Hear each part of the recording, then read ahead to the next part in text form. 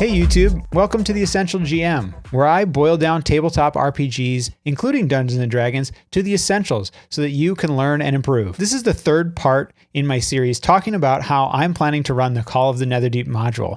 If you want to see the full playlist, check out up there. In this video, I'll be going over Chapter 3 of the module. I'm going to get a little bit deeper into battle mechanics than I have in the past videos. I will use another video to go over the battle tactics of the rivals at Tier 2, because there is a good chance that at the end of this chapter, you might battle them, and certainly it could happen in Chapter 4 where they're also Tier 2. I've been seeing the comments of people that are first-time DMs and that are learning from this series, and I really love to see that. Please keep those comments coming in. Make sure to subscribe if you want more of this, and hit that like button. So almost immediately after arriving in Bazzoxan, our PCs get kind of roped into this battle. Potentially. Varian does give them this choice. This isn't an included map with the book or Roll20. This is something that was made by Trident Games here and I found on Reddit. Very nice map. So one thing I'm doing on Roll20 here is I have this aura of the 20 feet around each of these just so it's easy for me to see. Now, regardless of whether you're playing on a virtual tabletop or a real tabletop, you probably want to have something to sort of indicate status effects. There's going to be a number of them to track here in this battle. So first we have the Aurora Watchguard. Their attacks are pretty simple. They have this spear. Makes sense for them to just get into it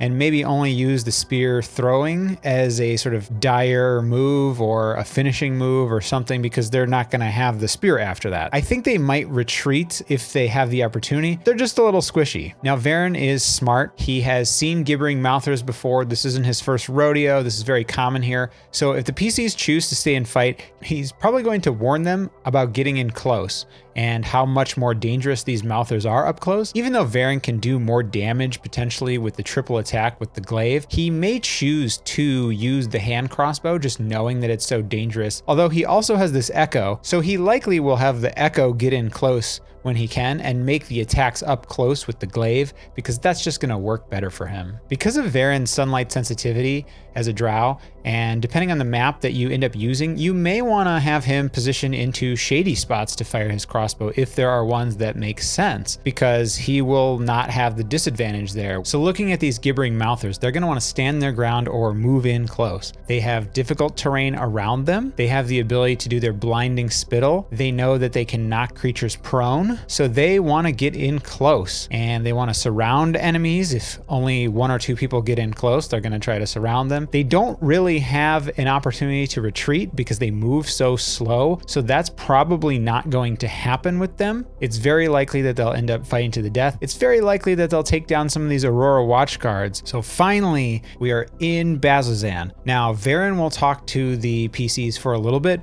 but he kind of has to go and invites them to meet back at the barracks later to talk to them, which leaves our PCs open to explore. There's a couple things that we want to take care of in this section of Chapter 3 here. First, we just really want to establish how dark this place is. There's a random encounter rollable table, which I know I've said I don't like. I love the one here. It's just all these little mini scenes that just paint the bleak existence that people live in here. These sacrifice engines here are something that I really want to see demonstrated for the PCs. Maybe not to be involved with, but just to sort of see, hey, there's monsters all around, and the Aurora Watch is kind of backing monsters into these to get kind of grinded up. One of the darkest things that I really like, and if you think your players are going to be okay with this based on your session 0 and sort of talking about boundaries, is this old tiefling has a very small casket that he's carrying towards the crematorium. There's also another one that involves children where there is a mother that is telling her child what to do if she dies. I will probably roll one of these scenes kind of between each of these major locations that we're going to. The second thing that I want to try to work in here potentially, if I didn't do it in Chapter 2,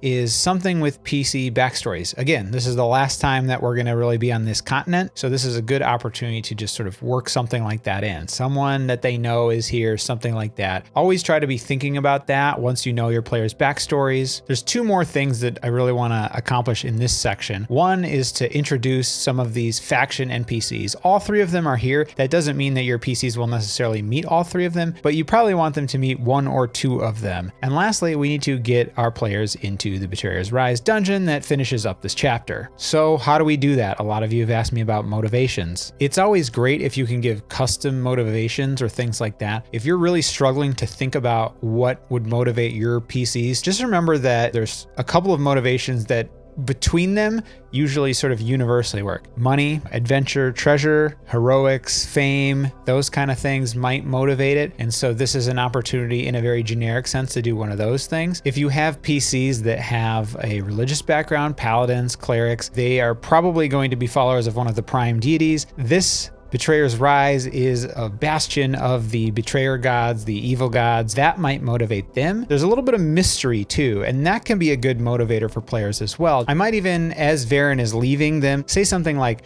as Varen takes his leave, you're left with a lot of time to kill and many unanswered questions about the Jewel of Three Prayers. You also can move NPCs around here. If they're not going into locations and checking on their own, you can have these people bump into them. You could have Prolix kind of like run into them in the streets and be like, oh, he's rushing or something like that, and he's going there, and maybe they will ask him questions.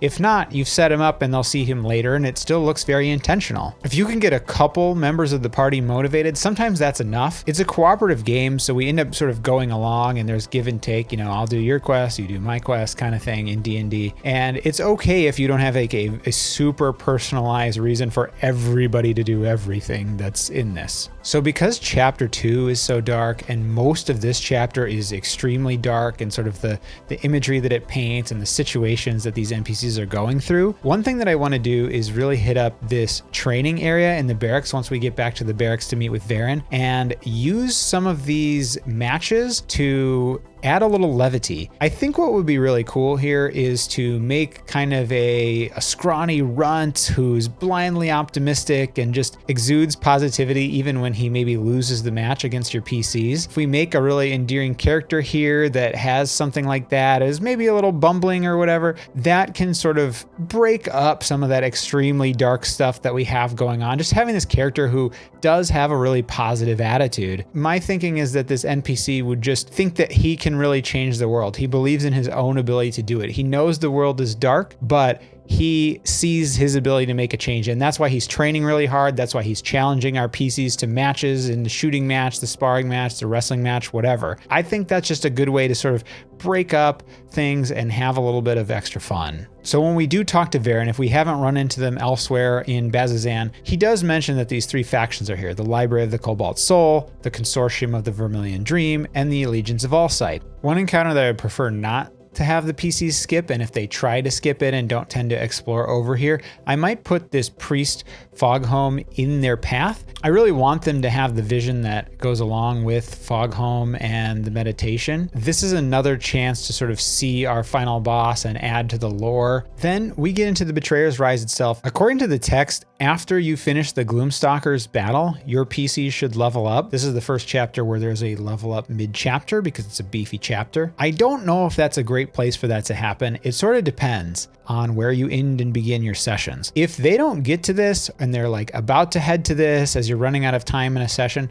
just have them level up between sessions. Having them be slightly more powerful for this Gloomstalker fight, I don't think is a huge deal. Better than having them waste a bunch of time doing leveling up stuff at the table before they get to this dungeon. If you're not sure and you're a newer DM and you're still getting a feel for like pacing and where things will end or how far you'll get in a session, which can always be hard even when you've been doing it for years, you might just warn them that a level up is coming and have it sort of ready, have things in mind already, just so we don't waste too much playing time with the leveling up stuff. So the text does mention how you can expand the dungeon. Campaigns are long.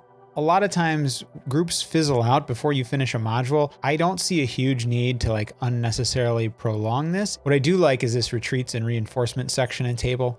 Just the idea that if you leave the dungeon and come back, like 1 out of every 6 rooms, depending on how you roll, is going to maybe have a little fights. It makes the dungeon seem a little bit more alive to me, which I do like. If I'm rolling where there's just tons of these coming up, I might slow it down or fudge some of those rolls. Now in R2, we have these gibbering mouthers that kind of roll out of the walls here. You probably want to do this when your PCs are kind of coming through this snaking hallway, and they will then be right in range with all of the bad stuff that these mouthers can do. There's fewer of them than the last time, but they had the ability to stand back there, and now they know what they can do, and now they're kind of in cramped quarters with them. Now, it's likely that one of the clues will be a book that is in a language that your PCs don't happen to understand. Maybe Alosia speaks this and would be willing to help if she can accompany you. She has a goal here too and a motivation, but that's one way you could get around it if none of your players happen to know that language. Now, if you come down over on this side, you will hear the wailing noise from what's going on in R12, but I think you should also hear it in R10 too. This is also kind of a long fall. There's a chance that they could jump and grab something, but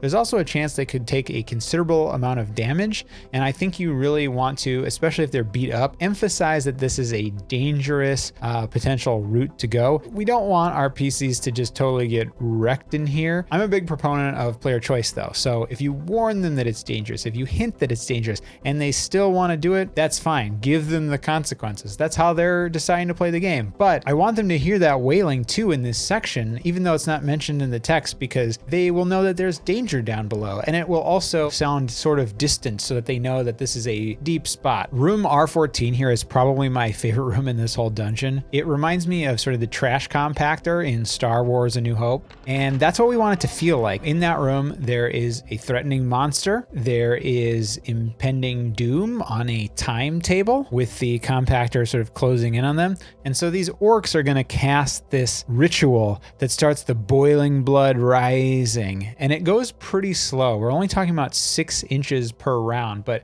you really want to describe how it's rising and make sure that the PCs sort of notice that. The least interesting thing that could happen is they just immediately kill the orcs and we have that trigger this trap stopping, and it's over before it really got threatening. So the more you describe it, the more likely they are to sort of worry about this trap. Some of them may worry about getting out first before dishing damage to the orcs, which would be great. What I will probably do if they just dish out damage on the orcs very fast right away is maybe cheat their HP a little bit. One of the things that you can do as a DM is nothing is canon until you put it out there. So until one of these orcs totally dies, you could boost both of their HP. I would just do it evenly so it seems to make sense and seem realistic. The orcs could do a number of things. I think I'm only going to have them get aggressive if I need to kill them faster.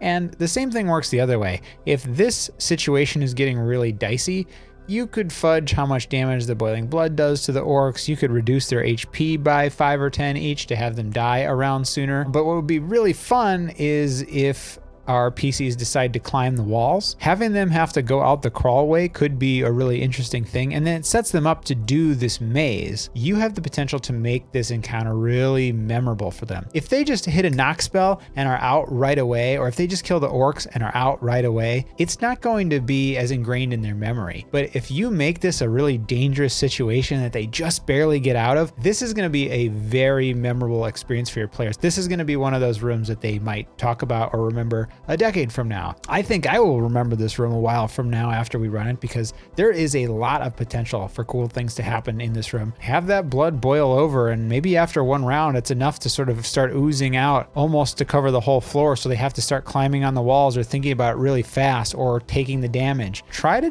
draw it out a little bit and make sure to be willing to sort of pivot your plans, the HP of the orcs, how the orcs react, to try and make it that very interesting room. So R16, we get to the end of this dungeon. It's the final section of this chapter. The jewel awakens and we get another vision from Elixion here. This is probably the first place that we will really start role-playing Elixion. He sticks around and has some time to answer 3 questions before we get rudely interrupted. Elixion is a hero, and that's sort of how I intend to role-play him, this sort of soft-spoken hero. He is obviously corrupted, we know that, and he has all this anger and fury inside, but unless they get to some question that sort of hints at people harvesting the glow, this ruidium, and leaving him in darkness and how torturous it is, he's not going to show that fury. But be ready for that to come up, that he has these 2 sides. The first time you enter this dungeon, it's unlikely that you'll see the rivals again before this point at the end here, so really make sure you know where they stand with the party, because whether they're indifferent